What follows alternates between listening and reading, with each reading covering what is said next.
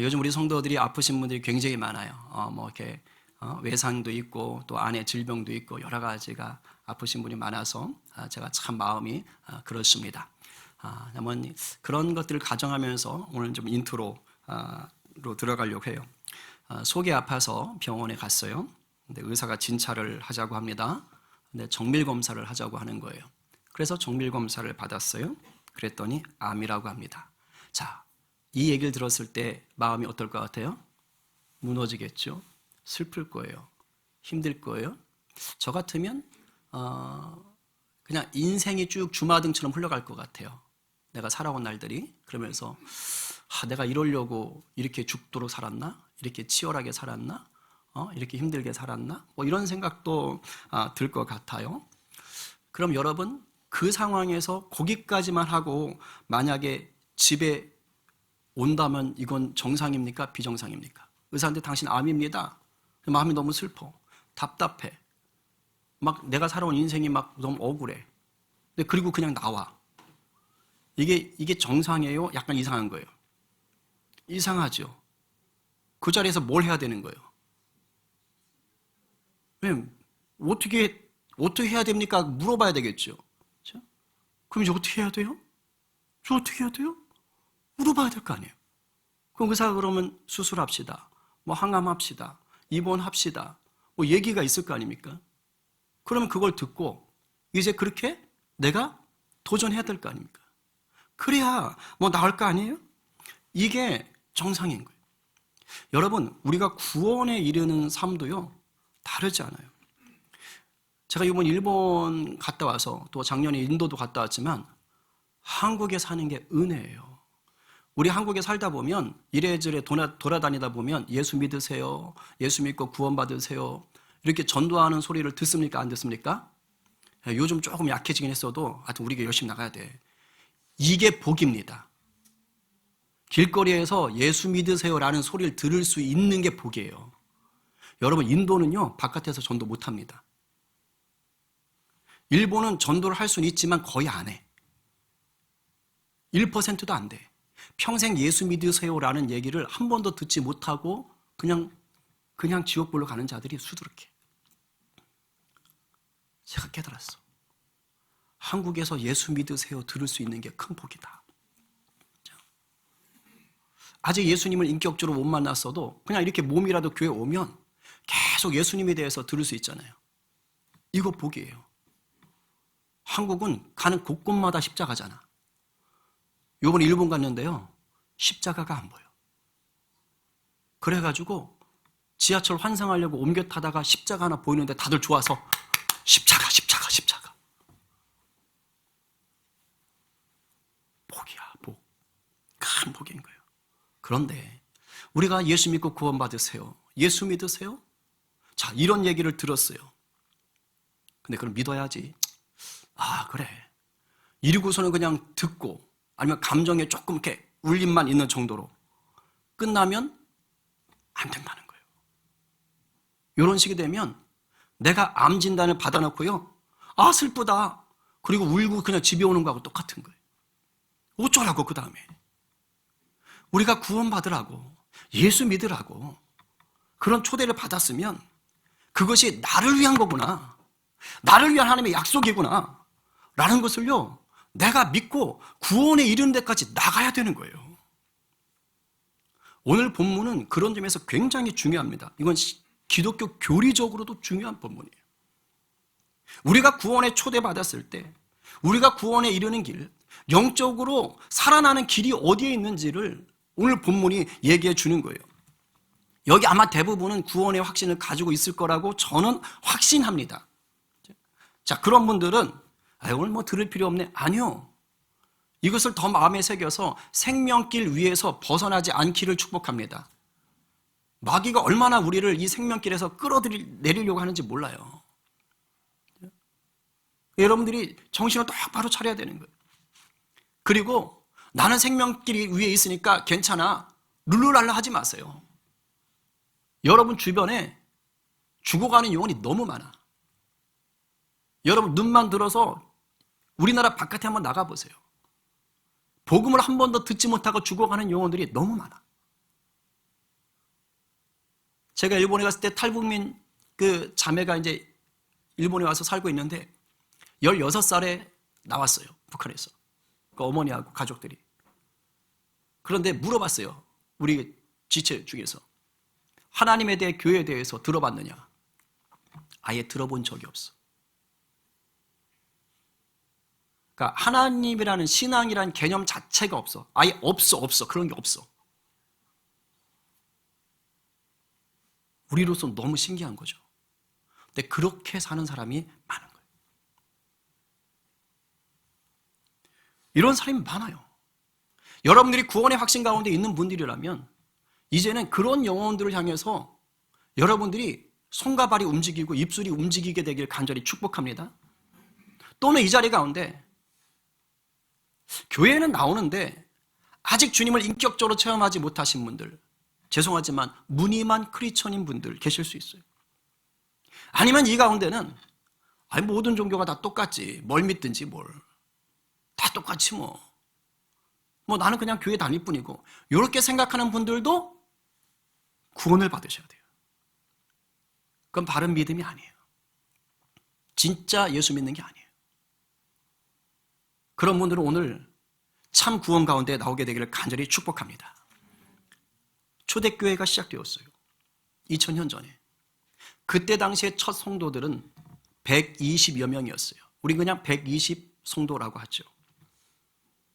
이 사람들이 우리 주님이 약속하신 그 성령이 오실 것을 기대하라, 기다려라, 그 말을 붙잡고 간절히 기도했습니다. 성령을 기다렸어요. 예수님이 승천하신 후로 열흘이 지났어요.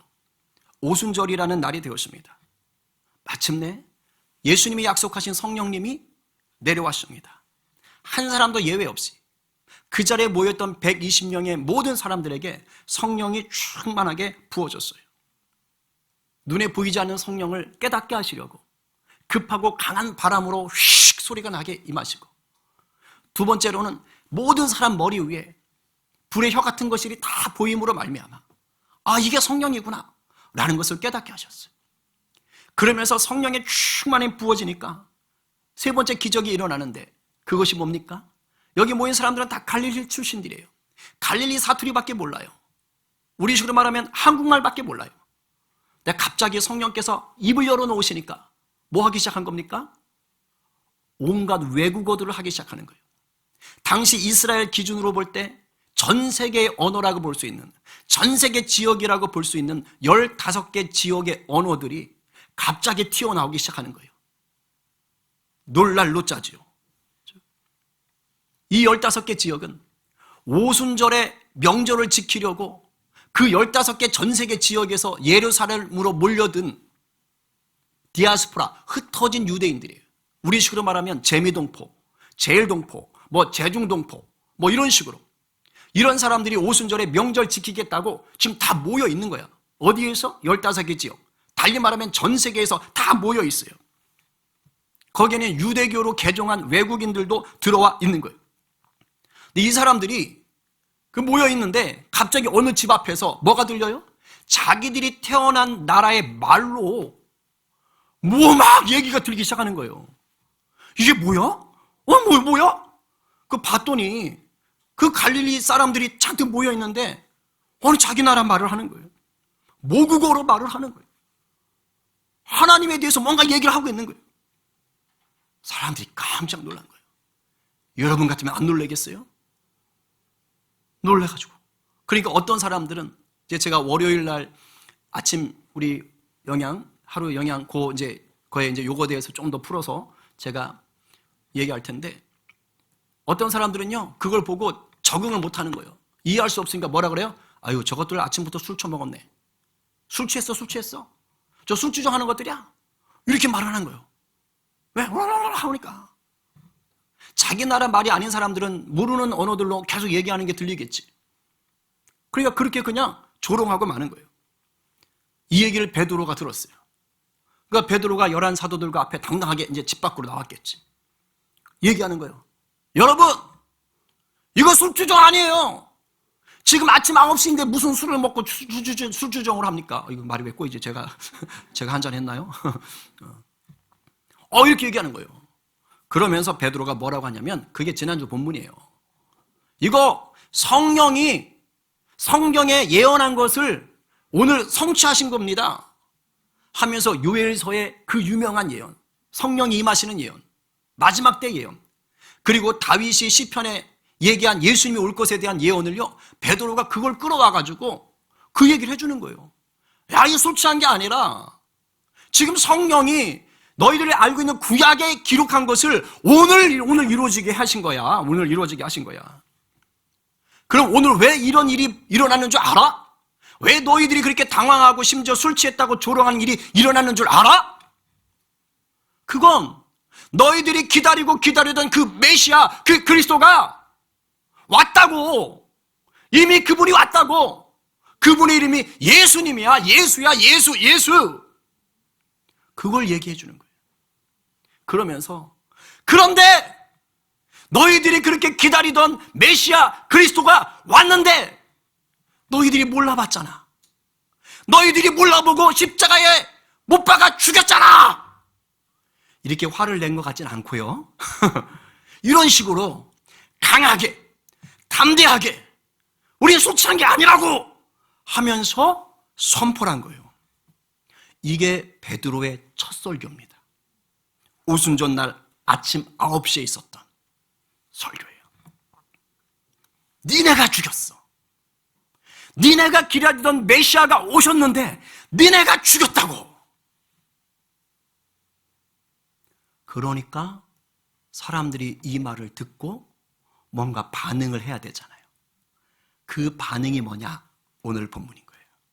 37절 읽겠습니다. 시작. 그들이 이 말을 듣고 마음에 찔려 베드로와 다른 사도들에게 물어 이르되 형제들아 우리가 어찌할꼬 하거늘. 자, 이 말을 듣고 그 다음 뭐예요? 마음에 찔려. 마음에 찔려. 뭐라는 거야 저놈? 이게 아니에요. 마음에 찔려. 너무 귀해요. 설교를 들어도 마음에 아무런 감동도 찔림도 받지 못하는 사람들이 오늘날 너무 많아. 우리는 없다고 봐. 너무 많아. 근데 지금 이 사람들은요, 예수를 안 믿는 사람들이에요. 근데 지금 베드로의 설교를 듣고 마음에 찔렸어. 베드로가 성령에 충만해서 선포했기 때문일 수도 있지만 사실은 지금 하나님이 이 오순절 성령으로 부어 놓으시기 때문에 사람들의 마음을 뭐 하는 거예요? 녹화하고 계시는 거예요. 녹화하는 거예요. 그래서 이 말을 들을 때 마음이 찔리는 거예요. 여러분, 우리가 구원으로 나아가는 첫 단추가 뭔지 아세요? 마음의 찔림입니다. 이게 있어야 돼요. 여기서 마음이 찔렸다는 건 그냥 가시에 살짝 찔렸다, 바늘에 살짝 찔렸다, 그런 개념이 아니에요. 이 마음에 찔렸다 할 때 이 헬라어 원어는요, 꿰뚫고 들어가다, 이런 의미가 있어요. 아주 날카로운 것에 훅 찔리는 거예요. 엄청난 충격이 오는 거예요. 아! 이렇게 되는 거예요. 그런 찔림 받아보셨어요? 이 말을 듣고 뭐라고? 내가 기다리던 메시아를 내가 몰라보고 죽였다고? 그분이 예수님인데 내 죄를 위해서 죽었다고? 이게 확 느껴지는 거예요. 저도 주님을 인격적으로 만났던 기억이 있어요. 전 모태신앙이에요. 딱 봐도 별로 탈선하지 않을 것 같은 종자 아니에요? 저는 그냥 모범생처럼 살았어요. 그런데 제가 청년 때 예수님을 인격적으로 만날 때 완전 뒤집어졌어요. 왜? 나 같은 죄인이 어딨나? 제가 죄인인 게 너무 느껴지는 거예요. 그리고 예수님이 나 같은 이 족속을 위해서 죽으셨다고. 이게 느껴지는데 참을 수가 없어. 막 가슴이 터져나갈 것 같아. 그래가지고 막 가슴을 치고 막 이래도 시원하지 않으니까 어떻게 해요? 머리를 땅바닥에 쥐어 박으면서, 이게 남이 봤으면 미친놈이죠. 근데 참을 수가 없는 거야.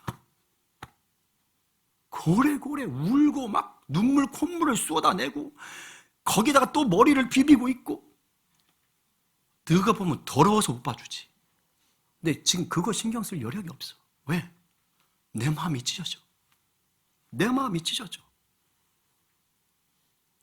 왜요? 예수님이 그 찔림받은, 못 박힘받은 그 못, 예수님 그 허리에 들어간 그 찔림받은 그 창, 누구한테 가야 되는 거예요? 나한테. 내가 박힐 거였어. 내가 찔릴 거였어. 내 몸을 뚫고 들어와야 되는 거였어. 죄 때문에. 그게 느껴지는데 감당할 수가 없어.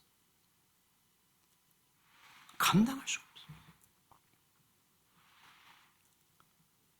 구원의 시작은 마음의 찔림부터 오는 거예요.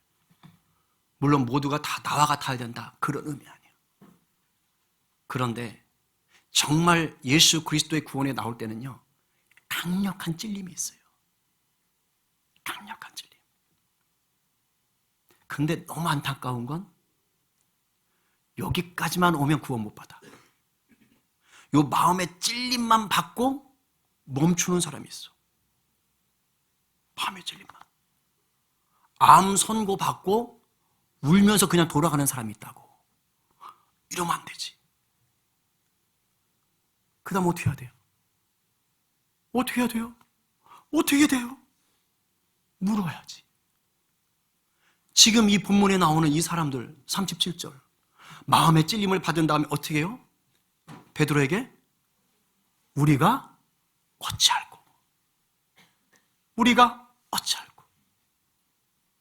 충격받은 거예요. 아! 당신 암입니다. 아! 그럼 이제 어떻게 해야 되는 거예요? 어떻게 해야지 살죠? 묻는 거예요. 물어야 살지. 내가 예수님이 메시아인 걸 몰랐군요. 그분이 나를 위해 죽었는데 내가 죽인 거였군요. 이제 어떻게 해야 되죠? 물어야 되는 거예요. 의사한테 물어야 살 길을 알려주지. 길을 가다가 길을 잘못 들었어. 그럼 어떻게 해야 돼요? 그냥 무조건 가요? 전능하신 내비게이션에게 물어봐야 될 거 아니야. 아니면 길을 아는 분한테 물어보든가. 그게 빨리 가는 길이에요. 이번에 일본 갔는데 내가 화딱지나 죽는 줄 알았어. 한국 지하철이 너무 좋아. 일본은요, 다 호선마다 노선마다 민영화돼가지고 너무 복잡해. 그래서 우리가 어딜 찾아가야 되는데, 몰라. 다 몰라서 어디로 가야 돼? 막 방황하고 있어요. 근데 우리 준호가 평상시에 수줍음도 많고 이러거든요. 근데 얘가 책임감이 발동했나 봐. 이게 언어가 좀 되거든요, 걔가. 언어 능통자야. 오순절에 성령이 임했나 봐. 그러니까 걔가 당당하게 영무원한테 딱 가더니 샤블라블라블라 아리가또 하면서 막 얘기하는 거예요. 바로 해결됐어요. 영무원이 친절하게, 또 일본 사람도 얼마나 친절해. 그죠? 그래가지고 그냥 우리 갈 길을 제대로 갔다니까. 물어봐야지. 핸드폰이나 컴퓨터 이거 사용법 모르면 어떻게 해야 돼? 물어봐야지. 여러분, 영적으로도 물어보셔야 돼요.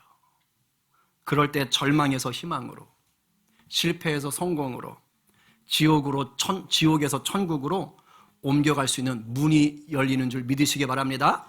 아멘이에요. 이렇게 물으니까 베드로가 기다렸다는 듯이 영적으로 살 길인 처방을 알려주고, 그렇게 했을 때 어떤 은혜가 있는지를 얘기하는 거예요. 38절 시작. 베드로가 이르되 너희가 회개하여 각각 예수 그리스도의 이름으로 세례를 받고 죄사함을 받아라. 그리하면 성령의 선물을 받으리니. 할렐루야. 아멘. 베드로가 지금 영적인 처방을 알려준 데 두 가지예요. 첫 번째 뭐예요? 너희가 뭐하여? 회개하여. 회개해야 돼요. 그 다음 뭐 하는 거예요? 그리스도의 이름으로 세례를 받으라는 거예요. 여러분, 마음의 찔림만 받는 것은요 절대 구원받지 못합니다. 이거 그냥 암 선고 받고 징징 짜면서 가는 거와 똑같은 거예요. 더 나가야지. 회개해야 돼요. 그 다음에 예수 그리스도의 이름으로 세례를 받아야 돼요. 신의 악단 영화 보셨어요? 아직 안 끝났대. 꼭 보세요. 정말 꼭 보세요. 봐야 돼요. 은혜가 있어요. 근데 이제 유튜브 보면 거기 워낙 찬양들이 있잖아요. 고통의 멍에 못으려고 막 아까 우리 찬양했잖아요. 할렐루야 뭐 이런 찬양들이 올라가 있어. 올라가 있어. 뭐 행복 북한 버전 막 이런 거 막 올라가 있고 막 그래. 그런데 댓글이 되게 많아요. 근데 댓글을 보면 이런 게 있어요. 나는 예수를 안 믿는다. 나는 교회를 안 다닌다. 그런데 친구가 가자고 해서 봤다. 뭔가 뭉클했다. 그러면서 저 북한의 사람들이 왜 저렇게까지 예수를 믿어야 되는지, 아니면 왜 예수를 믿어가지고 승승장구하고 잘 살 수 있었는데 왜 갑자기 그렇게 죽음의 길을 택했는지 참 이해할 수 없었지만 뭔가 마음이 뜨거워졌다. 그러면서 뭔가 마음에 울림이 있었다. 뭔가 내 양심에 찔리는 것이 있었다. 라고 댓글을 단 사람들이 있어요. 자기는 예수 안 믿고 자기는 교회 안 다니는데 그랬대. 이거 하나님이 놓고 하신 거예요. 그런데 그 양심의 찔림, 양심의 울림만 가지고 구원을 받을 수 있다 없다? 못 받는다. 못 받아요. 여러분, 구원으로 가는 문이 열렸어도 그 문 안으로 들어가야 돼요. 안 들어가면 구원은 내 것이 되지 않아요. 구원으로 열린 문을 열고 들어가는 게 뭐냐? 첫발이 회개입니다. 그게 회개예요. 여러분, 회개 내가 하는 것 같지만 사실 그거 아니에요. 성령께서 내 마음을 놓고 하셔서 마음의 찔림을 주실 때에 그때 성령께서 회개로 이끄시는 거예요. 내 자아가 하는 거 성령이 이미 판을 깔아 놓으신 거라고요. 그때 내가 순종함으로 내 마음을 쏟아 놓을 때 비로소 회개가 일어나요. 근데 회개는 여러분 내 양심의 찔림이나 착하게 살아야겠다 뭐 이런 거 아니에요. 아니면 내가 잘못했네, 용서를 구해야겠네, 이런 거 아니에요. 여러분, 잘못을 뉘우치고 내가 양심에 찔림받는 건 내 자아의 행동이에요. 내가 주인 된 거예요. 그게 아니고요. 잘 들어요. 회개는 예수님이 주인이에요. 예수님께 내 죄를 인정하는 거예요. 내가 예수님께 죄를 지었구나. 이게 회개의 첫 단계. 두 번째, 이 죄를 용서해 줄 분은 예수님밖에 없구나. 도와주세요. 그리고 세 번째, 이제는 제가 똑바로 살게요. 이걸 교회식으로 바꾸면 말씀대로 살게요. 요게 회개입니다. 그래서 제가 잘못했어요, 이런 거 아니에요. 찔려. 내가 나쁜 놈이네. 이거 아니에요. 예수님 잘못했어요. 살려주세요. 제 예수님 뜻대로 살고 싶어요. 방향을 바꿔서 돌아가는 거예요. 누구에게로? 주님께로. 이 회개가 일어나야 비로소 주님께서 그래, 이날을 위해 내가 먼저 죽었어. 여러분, 내가 회개할 때 용서해 주시는 거 아닙니다. 예수님은 우리가 죄인 되었을 때 이미 십자가에 달려 죽으신 거예요. 이미 죽어 놓으시고 이미 용서를 확보해 놓으시고 기다리고 계신 거예요. 그리고 예수님과의 관계 속에서 내가 죄인임을 인정하고 나올 때 그래, 널 위해 내가 죽었고 널 위해 준비된 이 용서 이제 누려라. 이렇게 나오시는 거예요. 이제 나랑 행복하게 살자. 근데 이 회개는 내 안에 일어나는 거니까 바깥으로 뭔가 알 수 없잖아요. 그래서 초대교회 때 예수님이 행하신 것 중에 하나로 정한 게 뭐냐면 세례의식이에요. 세례는 지금 우리가 물만 머리에 끼얹지만 이 시대는 그게 아니에요. 다 뭐죠? 심리에, 물속에 들어갔다 나오는 거예요. 들어갔다 나오는 거. 여러분, 원래 유대교를 믿는 유대인들은 세례 안 받았어요. 구약에 세례 받았다는 거 없어요. 없어요. 그러면 세례는 누가 했느냐? 외국인들, 이방인들이 유대교로 개종할 때 너희는 더러운 놈들인데 니들이 하면서 니는 씻어야 돼. 그리고 세례 의식이 있었던 거예요. 근데 세례요한이 나타나서 세례를 줘버리니까 사실 유대인들은 자존심 상하는 거예요. 왜? 짐승 같은 이방인들이나 세례 받는 거지. 왜 우리가 왜 받아? 그런데 세례 받았거든. 근데 그때는 예수 이름으로 받은 게 아니야. 그냥 회개의 세례일 뿐이야. 지금은 예수님의 이름으로 세례를 받는 거야. 왜? 예수님이 세례를 안 받으셔도 되는데 공생애 시작하기 전에 요단강에서 먼저 세례 받으셨거든. 왜? 예수님은 안 받아도 돼. 죄가 없으니까. 누구 때문에? 우리 때문에 보여주신 거예요. 얘들아, 내가 너희들의 죄를 완전히 씻어주는 자로 이렇게 죽게 돼 나중에. 그래서 예수님 물속에 들어가신 거예요. 그리고 너희들이 내게로 나올 때 너희는 내 안에서 다시 살게 돼 하고 예수님 물 밖으로 나오시는 것을 친히 보여주신 거예요. 그래서 초대교회에서 이 세례 의식을 회개하고 죄사함 받은 자의 표현으로 우리가 정합시다 하고 정하는 것입니다. 아주 중요한 것이에요. 그러나 이제는 바뀌었죠. 예수 그리스도 이름. 내가 주님 안에서 죽고 물속에 들어가니까 난 죽었다는 거예요. 그리고 물 밖에 나오면서 내가 이제는 주님 안에서 삽니다. 예수 그리스도의 이름으로 그 물로 나를 씻어주듯이 주의 보혈로 나를 씻어주셨습니다. 그래서 인정하며 나가는 것입니다. 이렇게 회개할 때 비로소 주님께서 이미 허락하신 그 죄사함을 허락해 주시고 또 하나의 선물이 뭐예요? 성령의 선물을 주신다는 거예요. 성령의 선물은 성령이 주시는 어떤 게 아니고 성령을 주시는 것입니다. 할렐루야. 그러니까 뭐 방언의 은사, 예언의 은사 이런 은사 얘기하는 게 아니에요. 성령님이 우리 가운데 오신다는 것이에요. 율법의 문제가 아니라 이제 성령님이 내 마음속으로 들어오신다는 거예요. 주님이 내 마음속으로 들어오신다는 것입니다. 할렐루야. 아멘이에요. 이것이 바로 구원받은 자의 영적인 상태예요. 여기까지 와야 되는 거예요. 여기까지. 그냥 마음에 찔림이 있다고 거기서 끝나면 안 돼요. 여기까지 나와야 되는 거예요. 그럴 때 우리가 구원받은 자로서 새 백성으로 새 삶을 살 수가 있는 것입니다. 그래서 베드로가 조금 더 나가요. 왜? 사도행전이라는 것을 보여주는 거예요. 39절에서 이 구원의 대상이 어디까지 가야 되는가를 밝혀줍니다. 읽겠습니다. 시작. 이 약속은 너희와 너희 자녀와 모든 먼데 사람 곧 주 우리 하나님이 얼마든지 부르시는 자들에게 하신 것이라 하고, 그냥 회개하고 구원받아라 라고 하고 여기서 끝나도 돼요. 되는데 이 얘기를 왜 하느냐? 중요합니다. 지금 이 얘기를 듣는 사람들이 다 누구라고요? 출신이? 유대인들이에요. 여러분, 유대인들은 뼛속까지 뭐에 사로잡혀 있어요? 하나님이 우리만 하나님이 우리만 선택했어. 이 선민의식에 똘똘 뭉쳐 있어요. 그래서 사마리아 사람들 혼혈이라고 그렇게 싫어하고 이방인들 외국인들은 짐승 취급한 겁니다. 우리만 구원했어. 근데 베드로가 지금 얘기하는 거예요. 아니, 구원은 너희들의 독점이 아니야. 너희들의 자녀 세대까지 나아가 아주 먼 곳에 하나님이 부르시는 예수 그리스도를 주로 영접하는 그 모든 자들에게까지 이 구원은 다가가게 되어 있어 라고 얘기하는 것입니다.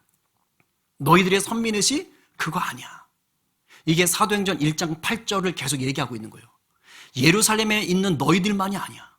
유대와 사마리아 어디까지요? 땅끝까지 이 복음이 나가야 돼. 지금 그것을 얘기하고 있는 것입니다. 아주 중요한 것이에요. 물론 내가 예수 믿었다고 자연스럽게 내 자녀가 구원을 받고 뭐 외국인이 구원받는다, 절대 그거 아닙니다. 그게 아니라 너희들이 지금 믿었어? 이제 너희들을 통해서 흘러가게 해야 돼. 이 얘기를 지금 하고 있는 거예요. 너무너무 중요한 겁니다. 동시에 이 말은 교리적으로 구원의 시공간성을 얘기하는 거예요. 예수를 지금 이 사람들이 믿었어요. 어디에서? 이곳에서. 그런데 지금 믿은 이 복음은 앞으로도 계속해서 역사된다, 안 된다? 된다. 그래서 너희의 자녀 세대까지도 이 구원 안으로 들어오게 될 것이다. 너희가 그 일을 감당하라, 이 뜻입니다. 할렐루야. 또한 이곳에서 지금 예수를 믿습니다. 예루살렘에서 구원이 임했습니다. 그런데 그 구원은 어디까지 간다고요? 유대와 사마리아를 거쳐서 땅끝까지 나가게 될 것이다. 너희가 그 사명을 감당하라. 할렐루야. 이 얘기하고 싶은 거예요. 여러분, 이번에 일본에 비전 트립 가서요, 제가 너무 감사한 게 있었어요. 작년에 인도 갔다 왔고 6년 전에도 인도 갔다 왔잖아요. 인도에 2번 갔을 때 다 갔던 아이들이 있었거든요. 그때는 아파서 그냥 민기적거리고 싫어하고 불평하고 막 이랬던 애들이요. 이번에 갔는데 완전 애들이 바뀌었어요. 너무 잘해. 애들이 조장을 하는데요, 나를 따르라! 지도 모르면서 너무 잘해. 너무 잘해. 그 전까지는 여기 아줌마 부대들이 다 했거든요. 근데 이제는 안 해도 돼. 그 아이들이 벌써 복음의 주역 노릇을 하려고 하고 있는 거예요.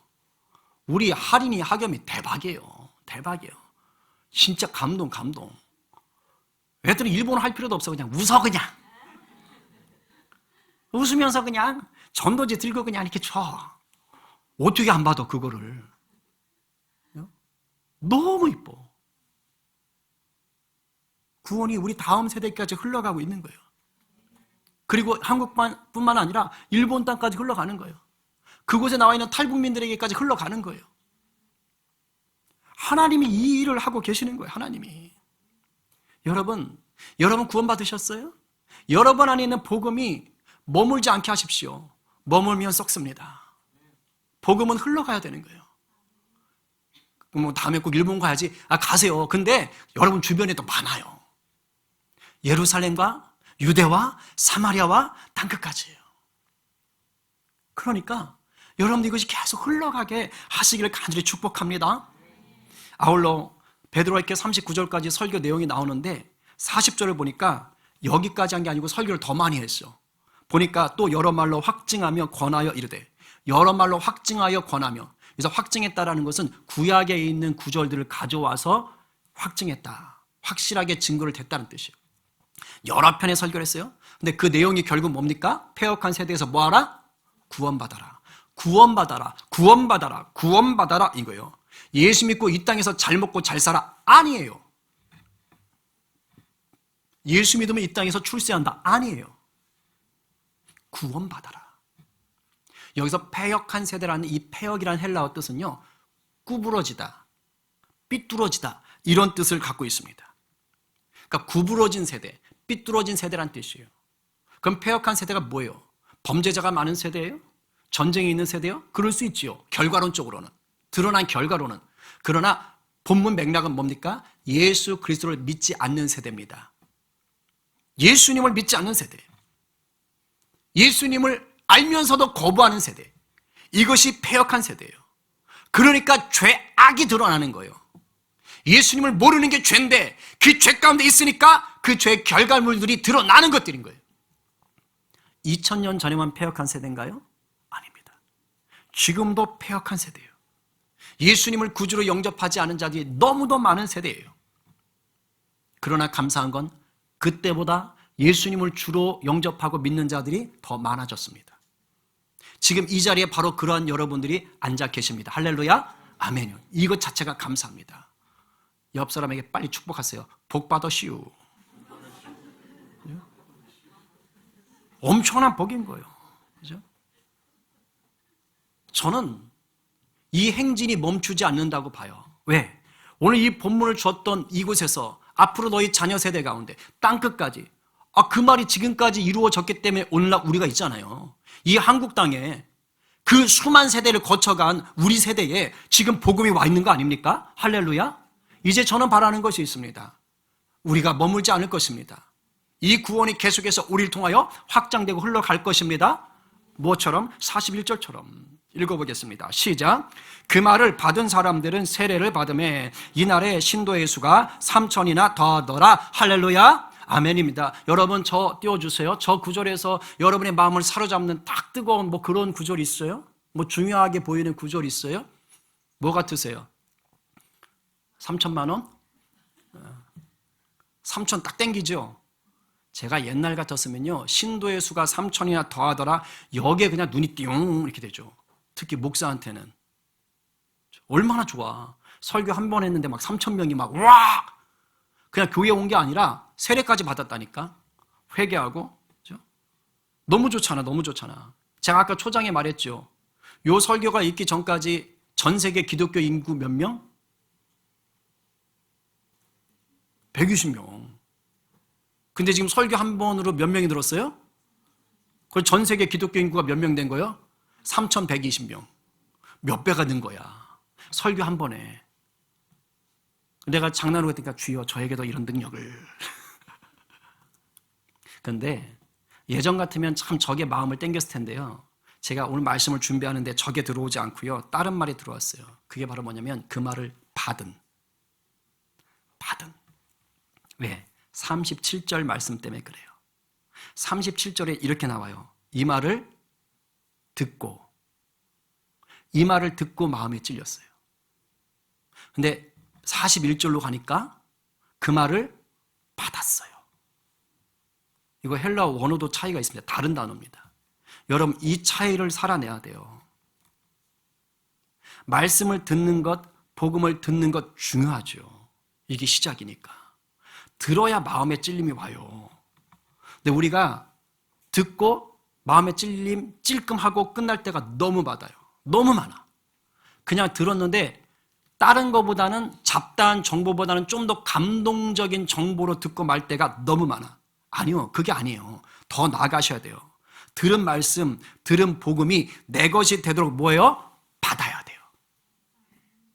금덩어리 들고서는 내가 야, 이거 너한테 줄게, 받아. 그럼 지금 들었잖아요. 금덩어리 준다는 거. 요즘 금시세 엄청 비싸대대. 그 금반지 선물 안 한다 그러대요. 돌반지로. 그러면 그 얘기를 들었으면 뭐 하는 거예요? 던질 때 받을 준비해야 될 거 아니야. 그럼 받아야 내게 되잖아. 그냥 가버리면 어떡해. 받아야지. 이게 받는 게 뭐냐? 이게 바로 뭐 하는 거예요? 오늘 본문으로 말하면 회개하고 세례까지 받는 거예요. 그래서 나아가 성령님을 내가 누리는 것입니다. 근데 이것을 단순히 구원받는 것에만 적용할 것이 아니라 이미 구원받은 자의 삶에도 그대로 적용할 수 있어요. 뭐냐? 얼마나 여러분들 말씀을 많이 들어요. 근데 듣고 끝날 것이 아니라 이것을 받아서 누리는 자가 되려면 뭐 하라고요? 행함하라고요. 순종하라고요. 순종할 때 그것이 내게 받아지는 거예요. 우린 듣고 끝날 때가 너무 많은 거예요. 말씀을 붙잡고 죽이 되든 밥이 되든 일단 발을 내디뎌야 돼요. 여러분, 내가 말씀 듣고 순종할 때 실패할 수 있어요. 무너질 수 있어요. 내가 정말 열심히 신앙적으로 사는데 내 뜻대로 안 될 수 있어요. 여러분, 우리가 말씀대로요, 순종하면 산다고 다 뭐 순풍 막 내가 생각한 대로 다 잘 되는 거 아니야. 오히려 꼬이고 안 될 수도 있어. 근데 명심하세요. 그럼에도 불구하고 말씀에 순종하는 삶 자체가 믿음의 도전입니다. 말씀에 순종하는 삶 자체가 그 속에 하나님의 역사가 있는 거예요. 이게 중요한 거예요. 원하는 결과 대부분은 당장 안 보여요. 말씀을 받는 삶은 다른 게 아니에요. 당장 내가 원하는 결과가 없더라도 주님 바라보고 나가는 거예요. 그럴 때 우리를 위해 준비한 하나님의 열심이 비로소 역사되는 걸 보는 거예요. 하나님 우리에게 놀라운 복과 우리의 생각을 뛰어넘어 일하시는 새 일을 하나님 이미 준비하셨어요. 그런데 내가 듣고 가만히 있어. 움직이질 않아. 볼 수가 없어. 죽이 되든 밥이 되든 믿음을 가지고 나가면 하나님이 그때 일을 하세요. 그때 역사하신다고. 그걸 보는 거라고. 이런 믿음의 사람 되기를 간절히 축복합니다. 아멘이요. 오늘 누가 말씀을 듣고 이제 어이할 거라며 묻고 성령님께 진리의 길, 생명의 길을 물으며 나가시겠어요? 오늘 누가 이 말씀을 믿음으로 받아서 이 패역한 세대 속에서 날마다 주님을 닮아가며 하나님 나라를 세워가시겠습니까? 오늘 말씀에 아멘으로 화답하며 듣기만 하는 자가 아니라 묻고 행함으로 받아서 누리고 나누는 자 되시기를 간절히 축원합니다. 아멘입니다. 우리 이 시간 기도합시다.